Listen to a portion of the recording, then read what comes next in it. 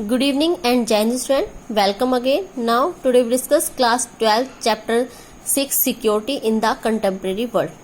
In this video we discuss about what is a security and kinds of security. Firstly आपका ये जो chapter है इसमें एक टॉपिक ही रह गया है सिंगल टेररिज्म. अदर टॉपिक्स इसमें इंक्लूड नहीं किए गए हैं बाय सीबीएसई बोर्ड सिलेबस. लेकिन फर्स्टली सिंगल टॉपिक होने के बाद भी हमें इसमें सारे टॉपिक को रीड करने की नीड है. फर्स्टली हम ये जानेंगे जो काइंड्स ऑफ सिक्योरिटी है वो कितने टाइप्स की होती है. Kinds of security means types of security two है, traditional security and non traditional security. Traditional security को टू पार्ट्स में डिवाइड किया गया है, इंटरनल एंड एक्सटर्नल. सबसे पहले हम एक्सटर्नल सिक्योरिटी की बात करते हैं. Firstly military threats. किसी भी कंट्री, कोई भी कंट्री अपने आप को इनसिक्योर तब फील करती है जब उसको किसी अदर कंट्री से मिलिट्री थ्रेट्स होता है. मीन्स उसकी मिलिट्री से उसको डर होता है कि कोई कंट्री हम पे कभी भी अटैक कर दे. उसको बोला जाता है मिलिट्री थ्रेट्स. सरप्राइजली कोई भी कंट्री, राइवल कंट्री या नेबर कंट्री, किसी भी कंट्री पे अटैक करने का डर उसका सबसे बड़ा होता है. ये होती है एक्सटर्नल जो इनसिक्योरिटी किसी भी कंट्री को फील होती है. अब इस मिलिट्री थ्रेट से बचने के लिए किसी भी कंट्री के पास 3 चॉइसेस होती हैं. Choices against threats. Firstly to surrender, second to prevent, third to defend. To surrender, अगर कोई कंट्री किसी भी कंट्री पे, किसी वीक कंट्री पे, अगर किसी वीक कंट्री पे वो कोई भी कंट्री किसी वीक कंट्री पे अगर अटैक करती है तो उस कोई पावरफुल कंट्री किसी वीक कंट्री पे अटैक करती है तो सबसे पहले किसी भी कंट्री के पास एक ही जरिया रहता है इस वॉर से बचने का, अपने आप को सेव करने के लिए, टू सरेंडर. यानी वो अपने आप को सरेंडर कर दे, अपने आप को सरेंडर कर दे और इससे वो किसी भी वॉर से बच सकती है.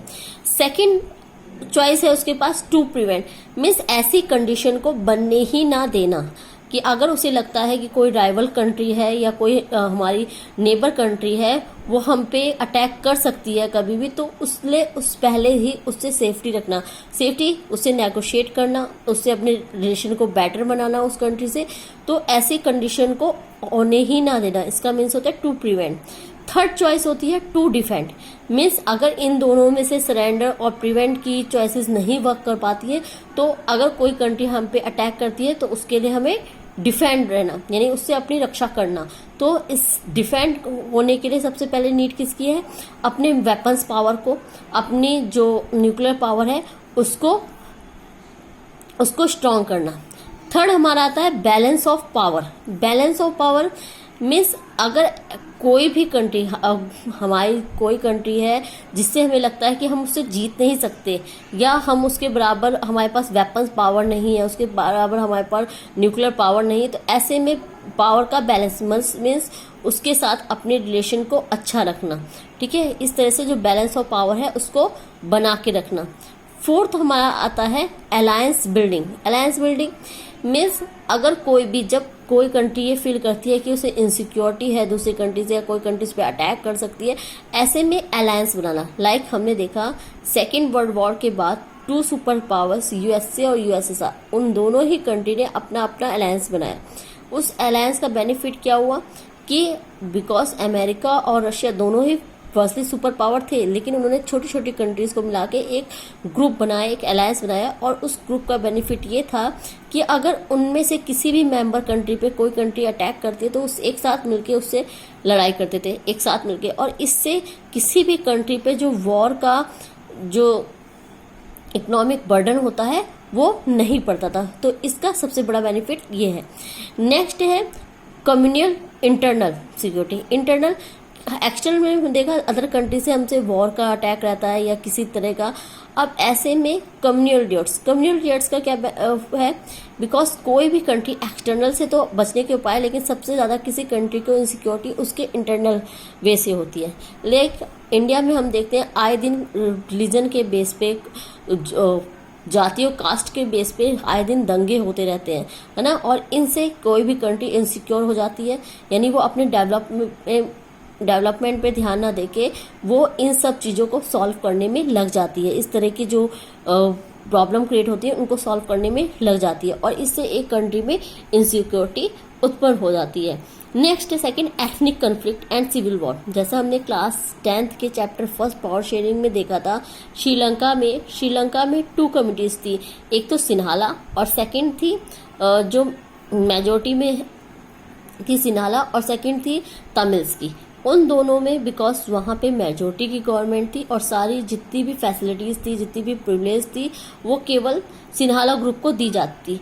इस रीजन से वहाँ पे दोनों ही के बीच में कैसी प्रॉब्लम फेस करनी पड़ी। दोनों ही जो वहाँ पे जो तमिल एलम थे उनके साथ हमेशा डिस्क्रिमिनेशन हुआ, उनको कहीं पे भी उनको बिल्कुल माइग्रेट कर दिया गया, उनको बिल्कुल हाशिए पे रख दिया गया। ऐसे में उस कंट्री में जो सिविल वॉर की सिचुएशन हो गई और वहाँ पे सिविल वॉर हो भी गई और कई सारे लोग उसमें मारे गए, कई सारे लोग माइग्रेट हो गए। ऐसे में जो वहाँ का इंटरनल कंट्री में जो इंटरनल प्रॉब्लम थी वो ज़्यादा क्रिएट हो गई और कंट्री एक तरह से इनसिक्योर हो गई। और ऐसे में जो पब्लिक थी और पब्लिक का ध्यान गवर्नमेंट के आगे, पब्लिक गवर्नमेंट से हर्ट हो रही थी और गवर्नमेंट का ध्यान किस पे था, अपने डेवलपमेंट पे न लेके इस प्रॉब्लम को सॉल्व करने में लग गया।